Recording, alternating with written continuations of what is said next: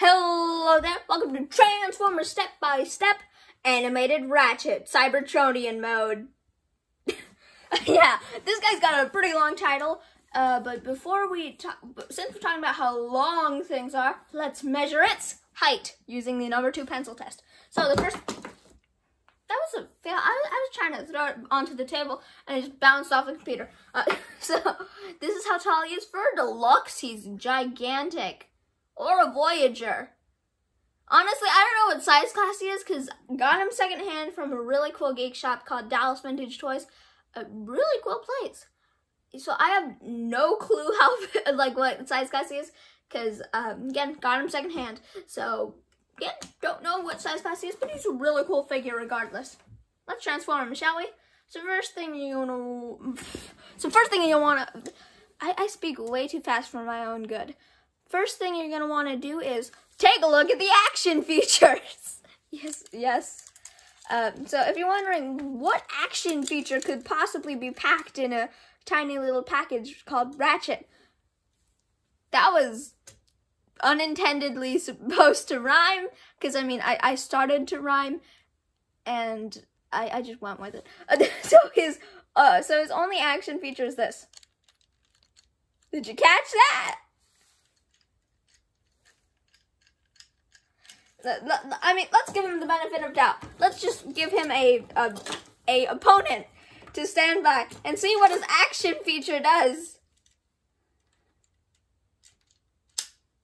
I think it's barely reaching him, and half of the time it isn't reaching him.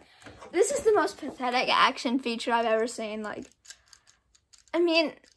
Why is this even an action feature? You don't need it. Just make it like the other arm, and so that you can actually pack in like a weapon port. Again, don't have the weapons. Got him secondhand. So here's how you transform him.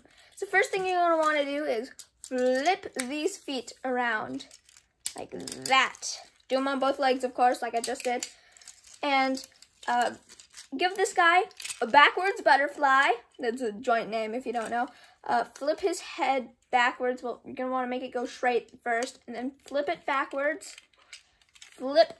Hit this front forwards. Flip this front, pull it forwards. Flip it forwards. Pull out these two little side things.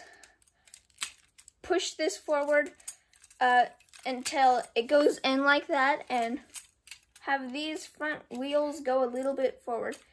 So there's a lot of moving in that, but we're not even close to the weirdest part. So first thing you want to do is flip this part on here forward and have the arm go straight up like that. Do the same for the other side and have the arms just fold into themselves. And you're going to want to twist them around until they reach like that. That's how you're going to want it to look from the underside. On here, it looks like this, like that, to just tab in everything and then tab in this section onto there. Do the same for the other side, and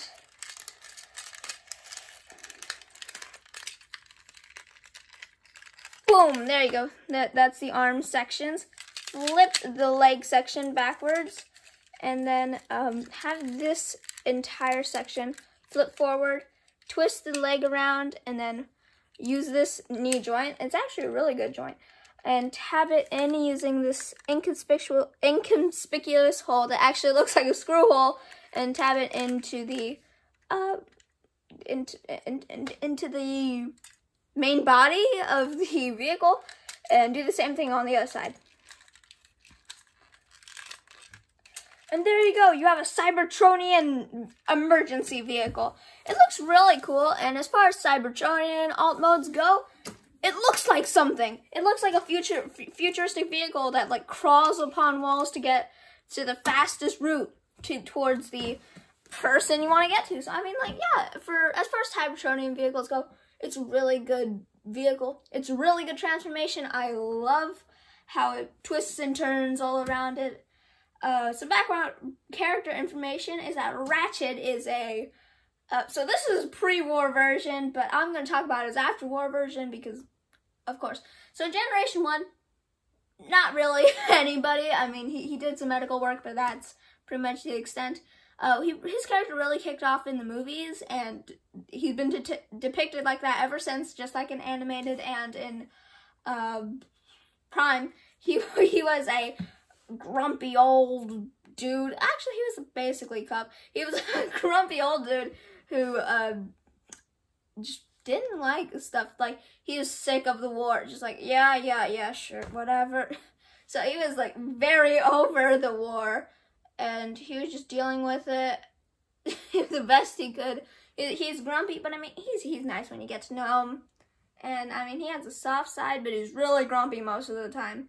And he fixes and makes a lot of stuff. So he is a very good character, and I love him. So yeah, really good toy, really good character. Thank you guys for watching. If you like content to see, if you like the content you see, then why not hit that like button and subscribe. See you next one. Bye bye.